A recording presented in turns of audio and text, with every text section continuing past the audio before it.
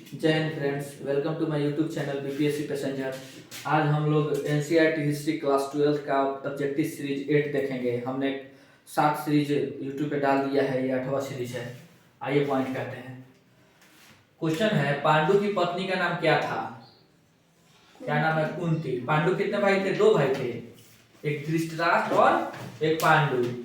ठीक है ना? तो धृतराष्ट्र की पत्नी का नाम क्या था? धृतराष्ट्र की क्या नाम था बताइए? गंधारी। ठीक है। तो वैसे ही पांडु की पत्नी का नाम क्या था? कुंती। इनके कितने पुत्र थे? 5। कौन कौन? युधिष्ठिर, भीम, अर्जुन, नकुल और सहदेव। सुखदेव नहीं। चलिए, संस्कृत ग्रंथों में कुल जो शब्द है, कुल माने टोटल नहीं। हम लोग कुल माने क्या समझते हैं? टोटल। लेकिन संस्कृत ग्रंथ का जितना भी चर्चा है उसमें जो कुल शब्द की चर्चा किया गया किससे? परिवार से। कुल माने परिवार होता था। किस कुल के हुआ? लोग ना कहते कौन ना कुल के हुआ, तो वे परिवार का चर्चा किया गया है। माँ कुल से हैं? आप कौन कुल से मतलब? तो हम किस कुल से हुए हैं? हम वैश्य से हुए हैं। अपने दादाजी का नाम लेंगे। गोत्र कौन सा है? मेरा कश्यप है। तो मेरा भी वही ना? हाँ, नहीं, कश्यप मेरा गोत्र है। तब मेरा भी वही ना होगा? कश्यप नहीं, आपका अलग होगा। अलग गोत्र में शादी होता है। एक गोत्र में शादी नहीं होता है, भाई बहन का रिश्ता हो जाता है। गोत्र माने क्या होगा? जैसे कि भारद्वाज हो गए, कश्यप हो गए, शांडिल्य हो गए, अत्रि हो गए, एक और होता है। ये सब ना ऋषि था लोग, उसी सब का वंशज लिया जाता है। गोत्र शायद ये है। चलिए आइए, महाभारत के रचनाकार कौन है? महर्षि वेदव्यास। उसके बाद कौरव तथा पांडव किस वंश से थे? कुरु वंश किस वंश को मिला के बना था? भरत और कौरव वंश क्या बना? कुरु वंश। ठीक है। उसके बाद आइए, महाभारत में कुल श्लोक कितना है? 1,10,000 है। हाँ, 1 लाख कॉलम में लिखवाए थे। महाभारत में श्लोकों की संख्या कितना है? 1 लाख बताए थे, वही है।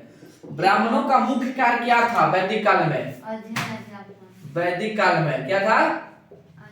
अध्ययन करना और अध्यापन करना, पढ़ना और पढ़ाई, शिक्षा पे इन्हीं लोग का अधिकार था। ठीक है। उस समय ना वर्ण व्यवस्था जो था ना, कर्म पे आधारित था। उत्तर वैदिक ऋग्वैदिक काल में कर्म पे आधारित था। वो आगे वाला वीडियो में बता देंगे। तो जो इसमें ब्राह्मण थे उनका मेन काम क्या था? पढ़ना और पढ़ाना। क्षत्रिय का मेन काम क्या था?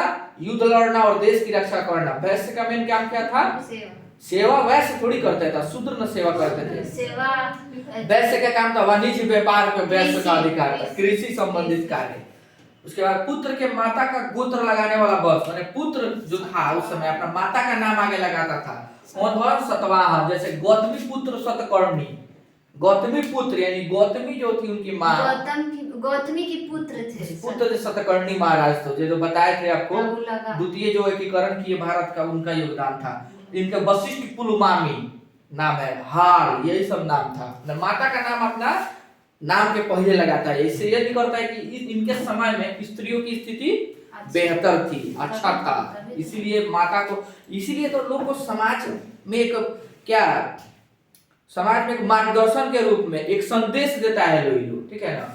भगवत गीता का अंग्रेजी अनुवाद किसने किया था? Charles Wilkin. ऑब्जेक्टिव में आता है, याद कर लीजिएगा लोग। वासुदेव कृष्ण किस वंश के थे? वृष्णि वंश के थे। उसके बाद अवतारवाद सिद्धांत का व्यापक निरूपण कौन किया है? भगवत गीता। बौद्ध धर्म चाहे कोई धर्म में आप ले लीजिए, किसी में अवतारवाद को नहीं माना गया है। अवतारवाद माने भगवान जन्म लेते हैं। इस किसमें है?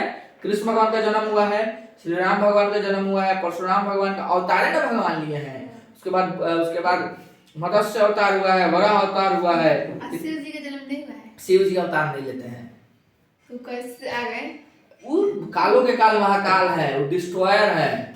क्या है वो? विनाशक है। वो भोला आदमी है, वो बस बैठे रहते हैं, क्या चल रहा है देख रहे हैं। आज तक शिव जी को किसी को पूजा करते हुए देखा है तुम लोग? सब कोई करता है। शिव जी को किसी को पूजा करते हुए हम बोल रहे हैं, बात सुनो क्या बोल रहे हैं। किसी भगवान का पूजा नहीं किया, लेकिन श्री राम किनका किए हैं? सेतु जो बना रहा था रामेश्वरम में एक ज्योतिर्लिंग स्थापित किए, और जब सेतु बांधने समय जल चढ़ाए, पूजा किए कृष्ण भगवान का। कृष्ण राम भगवान किसका किए? शंकर भगवान का पूजा किए। सब लोग इनका करता है। सबसे ऊपर है भोलेनाथ। इनका ना आदि है ना अंत है। जो शिवलिंग है ना, शिवलिंग उसका ना ऊपर जो छोर है और नीचे अंत है। नहीं कहा जाएगा जिसका आदि ना अंत उसका नाम महाकाल नहीं आता है श्लोक में।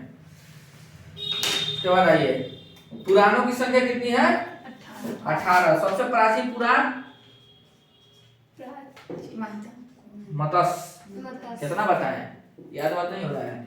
अच्छा, मनुस्मृति के रचयिता मनु। इसमें वर्ण जातिवाद ऊंच नीच छोटा यही सब का बताया गया है। और उसमें इसमें विवाह का प्रकार बताया, लिख लीजिए लोग।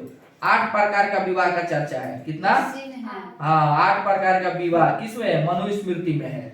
8 प्रकार का विवाह, ब्राह्मण विवाह, गंधर्व विवाह, असुर विवाह, राक्षस विवाह, दैत्य विवाह और कौन? 8 समाज वाला है, 8 विवाह। हम लोग कौन शादी करते हैं? जैसे कि लड़की के पिता, लड़का के पापा के पास माने पिता के पास जाके निमंत्रण देके अपनी बेटी सौंपता है, ठीक है, उसको ब्राह्मण विवाह कहा जाता है।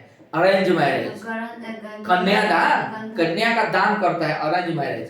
जो लव मैरिज किया उसको गंधर्व विवाह। उसके बाद लव मैरिज जैसे कि भीम कौन किए थे?